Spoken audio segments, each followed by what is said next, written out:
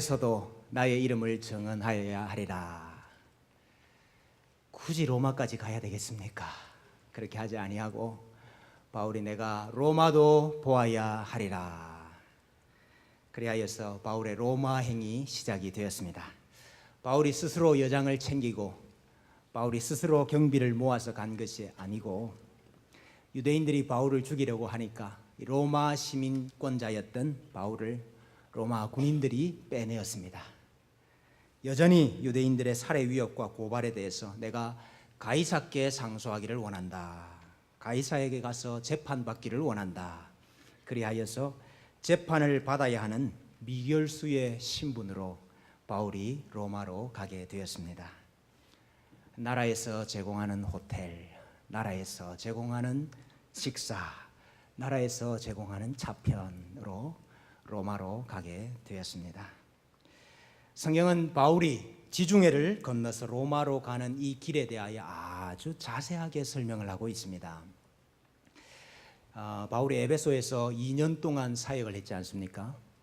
근데 그 2년 사역한 것을 2해 동안 두란노 서원에서 날마다 강론하니라 이렇게 아주 짧게 요약을 했어요. 이렇게 짧게 요약을 하고 기록을 하고 있는 반면에 오늘 이 바울의 로마 가는 길은 아주 자세하게 기록을 하고 있습니다. 마치 항해 일지를 쓰듯이 그렇게 기록을 했습니다. 사도행전에서 이렇게 자세하게 묘사를 하고 기록한 데가 또 있을까 싶을 정도입니다. 우리 군대에서 고생을 많이 하신 분들은 군대 이야기 할 이야기가 많잖아요. 2박 3일 동안 해도 계속해서 할 이야기가 있습니다.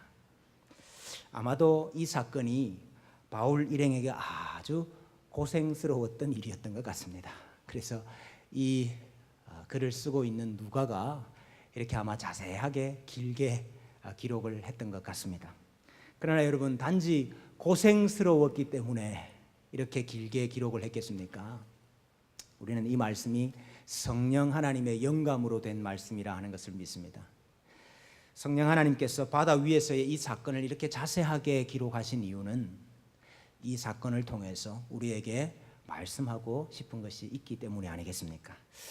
그래서 우리가 이 말씀을 읽을 때 야, 그랬나 보다 하고 그냥 넘어갈 것이 아니라 우리 성도님들과 함께 좀 자세하게 읽어봐야 되겠다 하는 생각이 들었습니다. 그래서 오늘 제가 바울이 갔던 이 바닷길을 우리 함께 추적을 해가면서 오늘 성령님께서 우리에게 주시는 말씀을 듣고자 합니다. 우리 바닷길을 따라가 보기 위해서 제가 지도를 주보에 실었습니다. 주보의 지도를 한번 보시죠. 지도에 글을 적다 보니까 글씨가 좀 작습니다. 죄송합니다. 우리 사도행전 27장을 함께 보시면서 가능하시면 그 지도에 이렇게 펜으로 같이 그려가시면서 바울의 행적을 따라가 보면 좋겠습니다. 지중해라는 바다는 1년 내도록 아무데나 항해할 수 있는 바다가 아닙니다. 바다가 거칠어지기 시작하는 9월 중순부터 3월까지는 항해하는데 아주 주의를 요해야 하는 바다이지요. 특히 크고 작은 풍랑이 일어나기 시작하는 11월 중순부터 1월까지는 지중해 항해가 전면 금지되었습니다. 가이사라에서 로마까지는 약 2200km의 거리입니다. 그래서 별 문제가 없다면 한 달 정도 걸리는 거리가 되겠습니다. 그래서 이 총독이 지중해 항해가 금지되는 겨울이 오기 전에 가을에 빨리 배를 출발을 시켰습니다.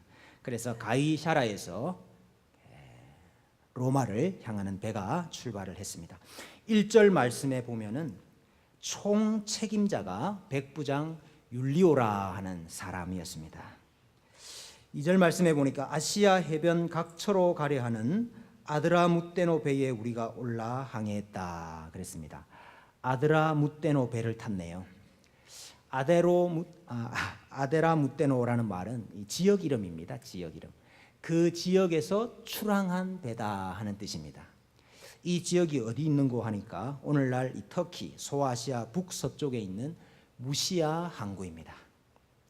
이곳에서 출항한 배였지요. 그런데 이 배는 아시아 해변 각처로 가는 배라 그랬습니다. 그러니까 오늘 지도에 보시면 가장 우편에 가이사라가 있고 그 위에 시돈이 있고 그 위에 안디옥이 있죠. 그리고 그 위쪽으로 길리기아와 밤빌리아가 있습니다. 그 해변 지역을 거쳐가는 배라 하는 뜻입니다. 그 해변에 왜 거치느냐? 이 배가 바로 연안 무역선이었기 때문에 그렇습니다. 각 항구를 돌면서 무역하는 배였던 것이죠. 3절에 보니까 이튿날 시돈에 도착을 했다 그랬습니다. 가이사랴에서 시돈까지는 약 110km 거리입니다.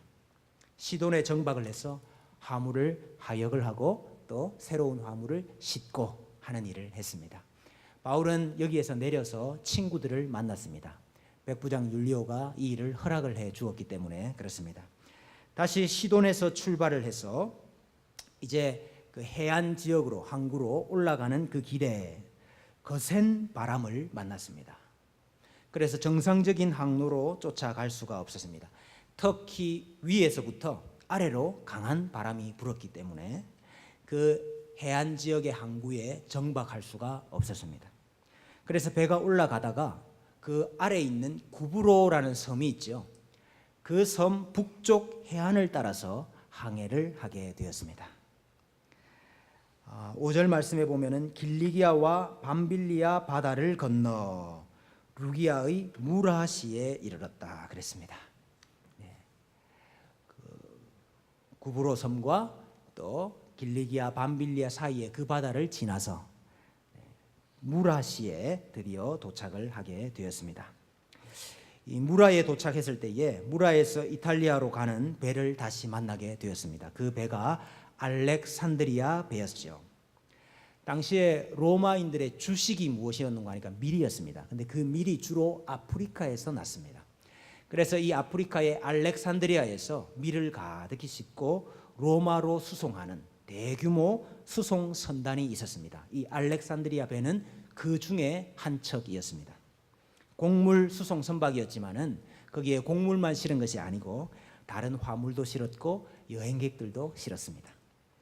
그 배에 승선한 사람이 모두 276명이라 그랬으니까요. 아주 대형 선박이었다 하는 것을 우리가 알 수 있습니다. 알렉산드리아 배를 타고 서쪽 니도를 향해서 항해를 했습니다. 여러분 무라에서 서쪽을 보시면은 니도라 하는 조그마한 섬이 보이지요. 이탈리아로 가는 최단 코스였기 때문에 이제 그쪽으로 서쪽으로 항해를 시작을 했습니다. 무라에서 니도까지는 이틀 뱃길이라 그랬습니다. 자, 그러나 이 알렉산드리아 배가 또다시 거센 풍랑을 만났습니다. 그래서 아주 여러 날이 지체가 되었다고 했죠.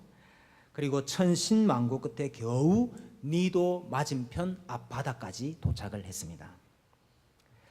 자, 그러나 풍세가 더 심하여졌습니다. 7절 말씀에 보니까 배가 더디가 여러 날 만에 간신히 니도 맞은편에 이르러 풍세가 더 허락하지 아니하므로 살모네 앞을 지나 그레데 해안을 바람막이로 항해하여 그랬습니다. 니도에 도착해서는 더 이상 서쪽으로 갈 수가 없었습니다. 그래서 그 바람 때문에 결국 남쪽에 있는 그레데 섬으로 밀려났습니다. 그 그레데 섬 오른쪽 동쪽에 보시면 살모네라 하는 곳이 있죠. 그곳을 돌아서 그 섬 남쪽으로 향하게 되었습니다. 남쪽 해안을 바람막이로 삼아서, 왜냐하면 북쪽에서 바람이 불어오니까요. 그 섬을 바람막이로 남쪽 해안으로 거쳐갔습니다. 그래서 라세아를 지나서 미앙이라 하는 곳에 이르게 되었습니다. 여러분, 이 그레데는 오늘날의 크레타 섬이 되겠습니다. 항해 일수가 늘어나다 보니까 이 지중해 항해 금지 기간이 가까이 왔습니다. 오늘 9절 말씀해 보니까 여러 날이 걸려 금식하는 절기가 이미 지났으므로 항해하기가 위태한지라 그랬습니다. 금식하는 기간은 7월 10일 대속제일을 말하는 것입니다. 오늘날 우리 달력으로 말하면 10월 달이 되겠습니다. 근데 그 금식하는 기간이 이미 지났다. 그 말은 가을이 다 지나고 이제 겨울 문턱에 들어섰다 이 말이죠. 겨울이 되면 이제 지중해에 항해할 수가 없습니다. 그래서 바울은 우리가 항해하지 말고 이 항에서 겨울을 나자 그렇게 이야기를 했습니다. 바울이 여러분 1차, 2차, 3차 선교 여행을 하면서 이 주중의 바다를 여러 번 왔다 갔다 했거든요. 그래서 바울이 이 바다를 잘 알고 있었던 것입니다. 그래서 겨울이 가까운 이 시기에는 항해해서는 안 됩니다. 우리가 여기서 겨울을 납시다 이렇게 권했다 그랬습니다. 이 권했다는 단어가 미완료형이기 때문에 계속해서 권했다 이 뜻이죠. 그러나 책임을 맡은 백부장 율리오는 바울의 말보다는 전문가였던 선장과 선주의 말을 더 믿었더라 그랬습니다. 이 미양이라는 항구는 아주 작은 항구였습니다. 그리고 이렇게 많은 사람이 함께 겨울을 나기에는 아주 불편한 항구였습니다. 그래서 우리가 이왕에 그레데 섬에서 겨울을 날 것 같으면 서남쪽과 서북쪽 두 개의 해안선이 바람막이가 되어주는 베닉스에 가서 우리가 겨울을 나자 이렇게 말을 했습니다. 미양에서 베닉스까지는 한 65km 정도 되는 거리였기 때문에 지금 이 섬이 북풍을 막아주니까 우리가 그 정도는 얼마든지 이동을 해서 겨울을 날 수 있지 않겠나 이렇게 판단을 하게 된 것입니다. 그래서 바울의 말을 듣지 아니하고 미양에서 베닉스를 향하여서 출발을 했습니다. 출발을 할 때는 남풍이 불어서 아주 순적한 항해가 되는 듯 했습니다. 그러나 출발하고 얼마 지나지 않아서 유라굴로라 하는 큰 광풍을 만나게 되었습니다. 이 유라굴로는 합성어인데요. 유로스 하면 동풍이고 아쿠일로 하면 북풍입니다. 그래서 사나운 북동풍을 가리키는 단어입니다. 그 당시 겨울에 큰 풍랑이 많았는데 그 중에 한 풍랑을 만나게 된 것입니다. 그래서 알렉산드리아 배가 통제력을 완전히 상실해 버렸습니다. 배가 밀려서 바람이 부는 대로 끌려다니게 되었습니다. 그래서 베닉스까지 가지를 못하고 베니스 남서쪽에 보시면 한 35km 떨어진 곳에 아주 작은 가우다라 하는 섬이 있습니다. 그 작은 섬 아래로 지나게 되었습니다. 지도에 보이시지요? 네. 그 섬이 잠시 북풍을 막아주었습니다. 그래서 그 섬을 지날 때에 16절에 보시면 가우다라 하는 작은 섬 아래로 지나 간신히 거루를 잡아 끌어올리고 그랬습니다. 거루를 잡아 끌어올렸다 이 말이 무슨 말입니까? 거루는 거룻배를 말하는 것입니다. 거룻배, 오늘날로 말하면 구명정. 네. 구명정이 원래 통상 배의 뒤편에 고물편에 매달려 있었는데 이 거센 풍랑으로 구명정이 유실되지 않도록 하기 위해서 그 구명정을 끌어올려서 갑판 위로 올려놓은 것입니다. 그리고 줄을 가지고 선체를 둘러 감고 그랬습니다. 이 당시 배가 다 나무로 만들어져 있지 않습니까? 선체가 이 광풍에 의해서 파손되는 것을 막기 위해서 밧줄로 이 선체 하부를 가로로 세로로 둘러 묶었다 하는 것입니다. 풍랑으로 인해서 선박이 파손되는 것을 막는 데 도움이 되기 때문에 밧줄로 이 선원들이 아주 위험을 무릅쓰고 선체를 밧줄로 묶었습니다. 그리고 17절에 보니까 스르디스에 걸릴까 두려워하여 연장을 내리고 그냥 쫓겨가더니 그랬습니다. 스르디스가 무엇인고? 아프리카 북쪽 해안에 있는 것인데요. 이 북쪽 해안에 모래 언덕이 많이 있었습니다. 이 모래 언덕을 바다 밑에 있는 이 모래 언덕을 스르디스라 그랬습니다. 배가 가다가 그 모래 언덕에 걸리게 되면은 배가 꼼짝도 못하는 일이 많이 일어났습니다.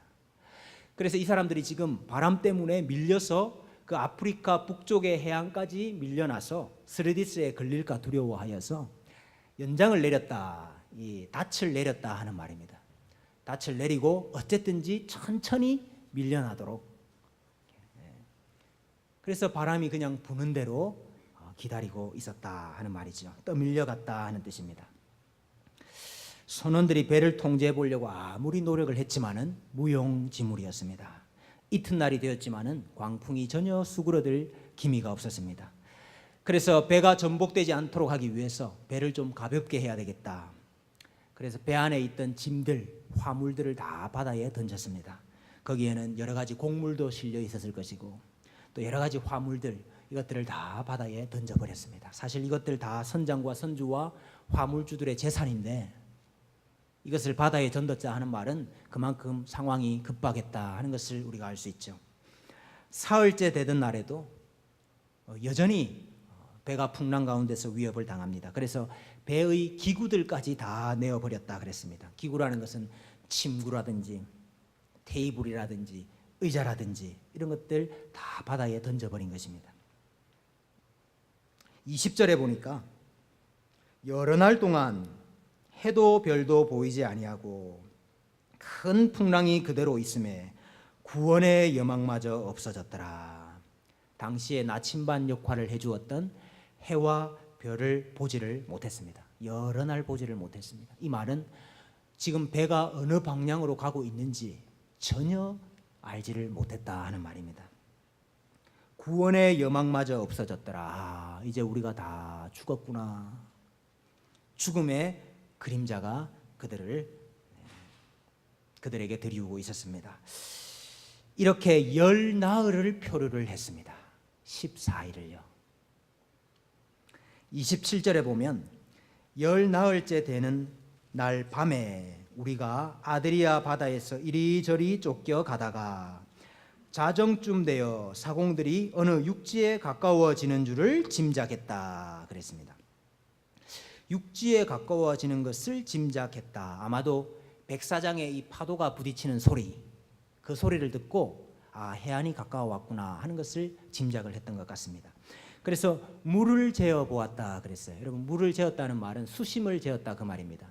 납이 달린 이 밧줄을 길게 바닷속에 내려서 수심을 측정을 했습니다. 그랬더니 20길이라. 20길이라는 것은 한 36m 정도 되었다 하는 뜻입니다. 조금 더 가다가 또 물을 재니까 이번에는 15길이라 한 27m 정도 되었다. 점점 수심이 얕아지고 있습니다. 이 말은 육지에 점점 더 가까워지고 있다 하는 말이죠. 여러분, 수심은 얕아지고 있는데 자정이기 때문에 앞이 아무것도 보이지 않습니다. 잘못하다가 더 들어가다가 암초에 걸릴 수도 있겠죠. 그래서 선원들이 더 갈 것이 아니라 여기서 날이 새도록 기다려야 되겠다 생각을 했습니다. 29절에 보면 암초에 걸릴까 하여 고물로 닷 넷을 내리고 날이 새기를 고대했다. 고물로 닷 넷을 내렸다. 고물이라는 것은 배 뒤편을 말하는 것이고 이물이라는 것은 배 앞편을 말하는 것입니다. 근데 보통 닻을 내릴 때는 배 앞편에서 내린다고 해요. 이물에서 내려야 되는 거죠. 근데 오늘 여기에서는 고물에서 닷 4개를 내렸다 그랬습니다. 왠고하니까 바람이 지금 이 뒤편에서 불어오고 있었습니다. 그래서 뒤편에 닻을 내려야죠. 앞편에 닻을 내리면 바람 때문에 배가 획 돌겠죠. 해안으로 들어가야 되는데 지금 배의 방향이 바뀔 수가 있습니다. 그래서 고물 쪽으로 닻을 내렸습니다. 고물로 닷 넷을 내렸다 이렇게 번역하기보다는 고물에서 닷 넷을 내렸다 이렇게 번역을 하는 것이 좋겠습니다. 30절에 사공들이 도망하고자 하여 이물에서 닻을 내리는 채 하고 그룻배를 바다에 내려놓거늘. 육지가 가까이 왔다 하는 것을 짐작을 하고 이 선원들이 자기들만 살기 위해서 배를 버리고 이 구명정을 바다에 내렸습니다. 이물 쪽에서 닻을 내리는 척하면서 그 앞쪽으로 지금 그룻배를 구명정을 내린 것이죠. 이 사실을 안 바울이 이 사실을 백부장과 군인들에게 알려주었습니다. 왠고하니까 지금 이런 상황에서 선원들만 다 도망을 가버리면은 배를 몰 수 있는 사람, 배에 대한 지식이 없는 사람들이 어떻게 이 배를 해안까지 몰고 가서 살 수 있겠습니까? 그래서 이 백부장과 군인들이 구명정의 줄을 끊어버렸습니다. 그래서 배에 남아있던 구명정들이 다 바다로 가버렸습니다. 이제 구명정으로는 살 길이 없습니다. 날이 새었습니다. 배가 해안에 될 수 있도록 이제 배가 이 배에 있었던 무거운 것들, 아직까지 남아 있었던 그런 곡물들을 다시 다 바다로 던져버렸습니다. 39절에 보니까 39절 말씀해 보니까 날이 새매 어느 땅인지 알지 못하나 경사진 해안으로 된 항만이 눈에 띄거늘 배를 거기에 들여다 댈 수 있는가 의논한 후에. 항만이라는 것은 이거 인공 항만이나 혹은 방파제를 말하는 것이 아니고 자연적으로 움푹 들어가 있는 이 연안의 만을 가리키는 것입니다. 그런데 이것이 경사진 해안으로 되었다. 이것은 모래사장이었다 이 말입니다. 모래사장으로 된 포구였던 것이죠. 그러니까 배가 항구에 정박할 것이 아니고 지금 모래사장에 배를 대어야 되는 입장이 된 것입니다. 과연 저기에 배를 댈 수 있을까? 의논을 했지요. 그리고 40절에 닻을 끊어 바다에 버리는 동시에 키를 풀어 늦추고 돛을 달고 바람에 맞추어 해안을 향하여 들어갔다 그랬습니다. 이제 뒤에서 불어오는 이 바람을 이용해서 어쨌든 배를 저 해안까지 넣어야 되는 것입니다. 그래서 닻을 다 끊어버렸습니다. 이제는 배가 정박할 일이 없습니다. 닻을 다 끊어버리고 키를 풀고 돛을 열었습니다. 바람을 받겠지요. 그래서 배가 연안 방향으로 들어갔습니다. 근데 여러분 문제가 생겼습니다. 들어가다 보니까 두 물이 합쳐지는 곳이 있었던 것입니다. 육지에서 흘러내리는 물과 이 바닷물이 합쳐져서 흐르는 이곳을 만나게 된 것이죠. 여러분 이런 곳은 참 항해하기가 어려울 뿐만 아니라 이곳에는 모래나 진흙들이 해류에 의해서 퇴적이 되기가 쉽습니다. 진흙들이 쌓이는 거죠. 41절에 보니까 두 물이 합하여 흐르는 곳을 만나 배를 걸매 이 물은 부딪혀 움직일 수 없이 붙고 고물은 큰 물결에 깨어져 가니. 배 앞부분이 이 물이 점토와 같은 이 퇴적물에 걸린 것입니다. 박힌 것입니다. 여기에 움직일 수 없이 붙고 그랬는데 붙었다는 단어보다는 박혔다 이렇게 번역을 해야 되겠죠. 진흙 같은 곳에 배 앞이 박힌 것입니다. 꼼짝을 할 수 없게 되었습니다. 그리고 고물이 들렸습니다. 배 뒤쪽이 들렸어요. 그래서 파도를 맞기 시작했습니다. 이 파도 때문에 배가 깨어져 가기 시작했다. 파손되어 가기 시작한 것입니다. 군인들이 죄수들을 다 죽입시다. 이렇게 백부장에게 건의를 했습니다. 왠고하니까 당시 로마법에 의하면은 죄수들을 지키고 있던 병사들이 죄수를 놓쳐버리면 그 죄수가 받아야 되는 형벌을 이 군사들이 받아야 됐어요. 그러니까 우리가 죄수들을 놓치지 말고 그냥 죄수들을 죽입시다. 이렇게 건의를 한 겁니다. 이제 바다에서 죽는 것이 아니고 로마 병사에 의해서 죽임을 당할 위기를 만났습니다. 그러나 하나님께서 백부장의 마음을 감동시키셨어요. 그래서 백부장이 바울을 살리기 위해서 죽이지 말라 명령을 하고 헤엄칠 수 있는 사람들 빨리 바다로 뛰어들어서 헤엄쳐서 해변에 당도를 해라 그랬습니다. 그래서 먼저 해변에 가서 다른 이들을 도와주고 또 도망가는 사람이 없나 감시를 하도록 만들었습니다. 그리고 헤엄을 못 치는 사람들은 이 파손된 선체 조각들 또 물 위에 뜨는 그런 물건들을 붙잡고 겨우겨우 그 섬의 해안에 당도를 하게 된 것입니다. 놀랍게도 276명 한 명도 죽지 아니하고 그 해안에 다 도착을 하게 되었습니다. 여러분 그 지중해 앞바다에서 열심히 표류를 했거든요. 14일 동안. 그 표류한 거는 어디로 표류를 했는지는 몰라요. 그러니까 여러분 지도 위에 마음대로 그리시기를 바랍니다. 예. 구조가 되고 난 다음에 보니까 그 섬이 멜리데라 하는 섬이었습니다. 멜리데. 오늘날의 몰타입니다. 몰타. 다행히 멜리데서 원주민들이 이 사람들을 환대해 주었습니다. 그래서 그 사람들의 도움으로 그 섬에서 석 달을 보내게 되었습니다. 석 달을 보냈단 말은 겨울을 다 지났다 그 말이죠. 그리고 이제 다시 항해할 수 있는 봄이 되었습니다. 또다시 알렉산드리아호, 이름은 같지만 다른 배입니다. 또 다른 알렉산드리아호 배를 타고 시실리 섬의 동남쪽에 있는 수라구사라 하는 곳에 이르게 됩니다. 여기에서 사흘을 머문 뒤에 이탈리아 반도 남단에 있는 레기온에 도착하여서 또 하루를 보내게 됩니다. 그리고 거기에서 출발하여 보디올에 이르게 되죠. 보디오엘에서 내리게 됩니다. 그래서 보디오엘에서부터 로마까지 약 220km 되는 거리를 아주 잘 닦여진 큰 대로를 통해서 로마에 이르게 되었습니다. 여러분, 지도상에 이 바울이 갔던 길을 한번 다 표시를 해 보셨습니까? 모범 답안을 공개해 드리도록 하겠습니다. 네. 예.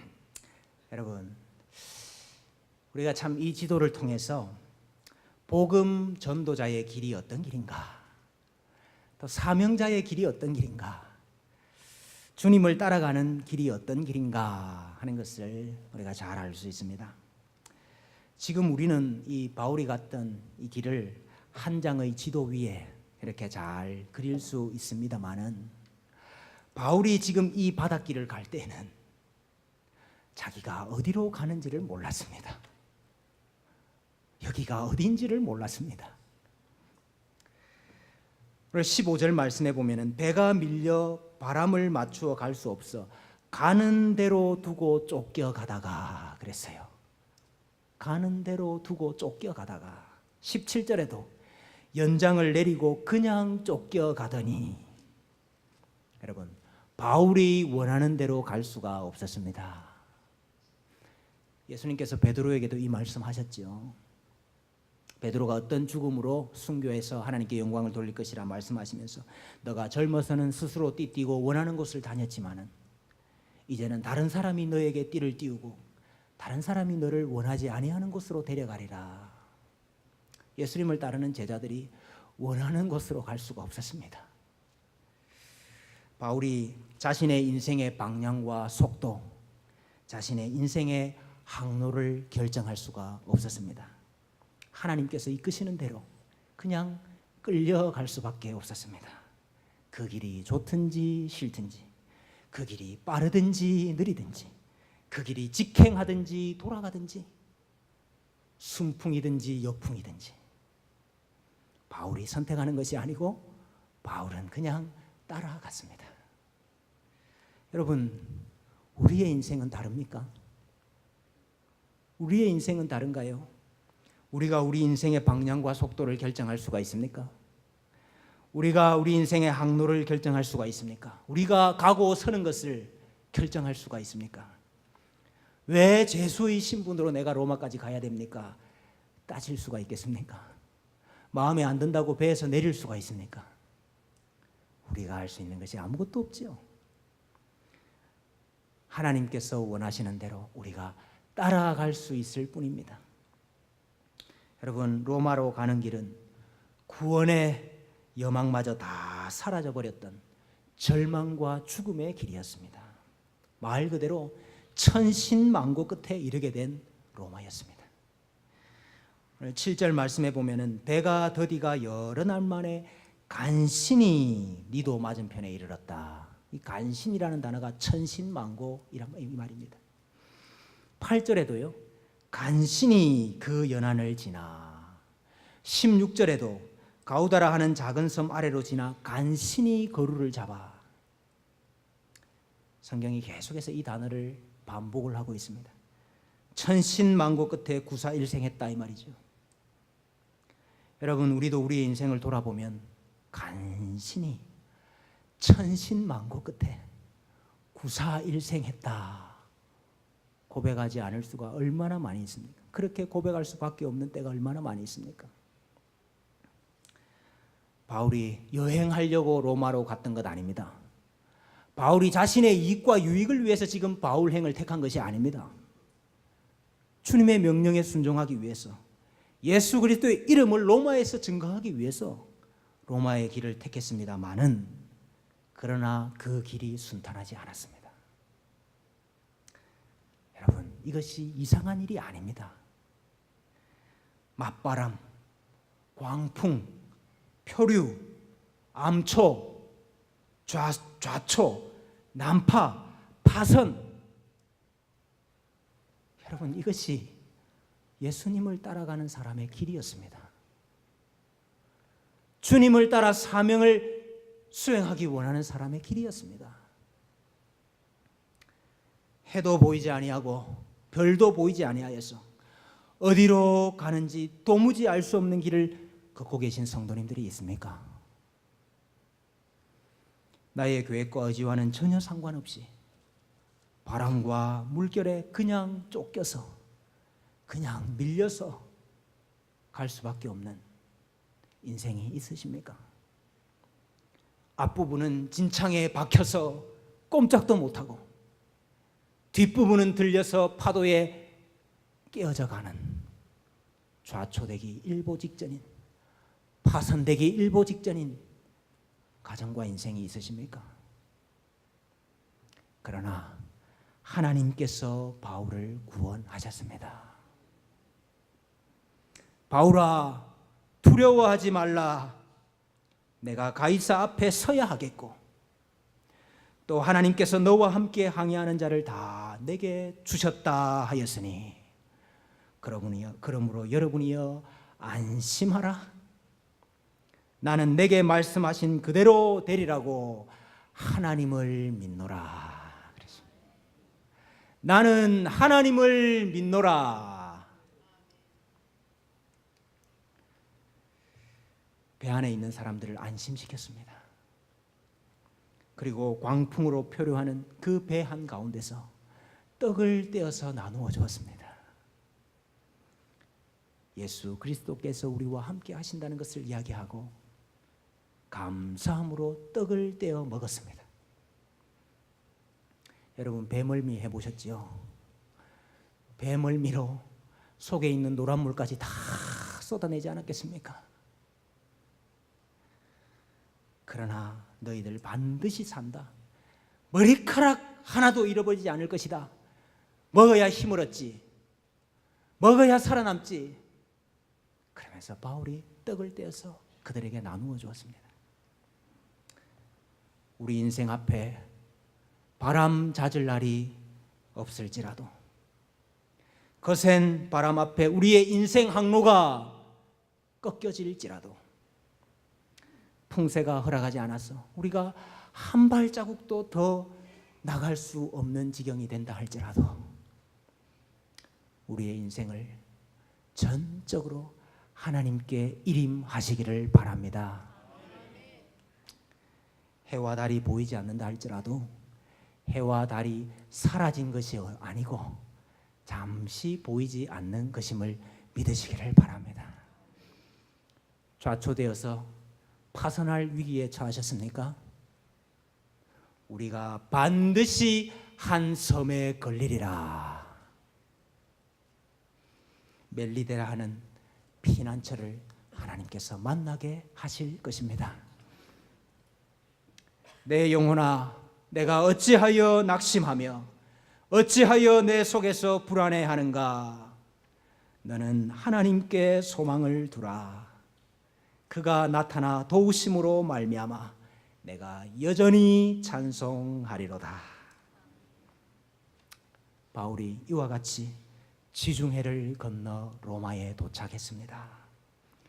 바다 한가운데 있는 사랑하는 주님의 교회 성도 여러분, 주신 사명을 다 마치기 전까지는 절대로 죽지 않습니다. 머리털 하나도 잃어버리지 않습니다. 바울과 같이 담대하셔서 풍랑이는 바다를 이겨나가시고 우리에게 맡겨준 사명을 다 완수하시는 복된 주님의 백성들 되시기를 주님의 이름으로 축원합니다.